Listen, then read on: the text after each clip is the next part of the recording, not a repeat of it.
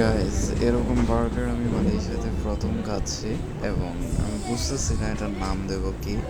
But এটা burger বেসা by IM হিসেবে পরিচিত। বাট নর্মাল বার্গার নিয়েছি একটা। বাট এটার লেয়ার হচ্ছে 6 লেয়ারের এবং প্রচুর পরিমাণ ওরা ইউজ করছে, মানে ভেজিটেরিয়ান সালাদ ইউজ করছে এবং প্রচুর পরিমাণ সস।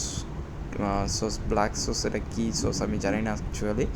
বাট এখানে কিছু ফ্রেঞ্চ ফ্রাই দেওয়া হয়েছে এবং আমি খেয়ে টেস্ট করব এবং খুবই সসেস এবং জিনিসটা খুবই আমার কাছে সুস্বাদু মনে হয়েছে।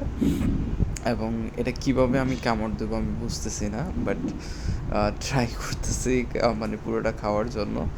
এবং আমি আস্তে আস্তে করে পুরোটা টেস্ট করব এবং টেস্ট করে ফুললি একটা পারফেক্ট রিভিউ এবং দেওয়ার চেষ্টা করব আপনাদেরকে।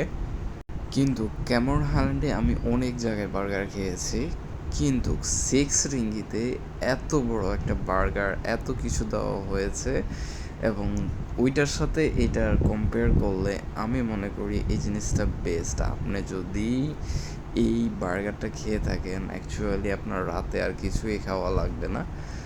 সেই জিনিসটাই আমি ট্রেস্ট করতেছি। মাত্র 6 রিঙ্গিতের বার্গারটা এত বড়, এত কিছু মশলা ইউজ করছে, ইভেন ফ্রেঞ্চ ফ্রাই ইউজ করছে। কিন্তু নর্মালি মালয়েশিয়াতে যখন ফুডকোর্টগুলো আদার্স ফুডকোর্টগুলো আছে ওইখানে বার্গারের দাম হচ্ছে 5 থেকে শুরু করে 8 টাকা 10 টাকা পর্যন্ত। বাট এরকমভাবে মানে ডেকোরেশন করে দেয় না। আজকে আমি এই রেস্টুরেন্টে ক্যামরন হাইল্যান্ডের গলফ ক্লাবের পাশে এই রেস্টুরেন্টটি, সেটা আমি এসে এখানে প্রথমবারের মতো এই বার্গারটি ট্রাই করতেছি এবং এই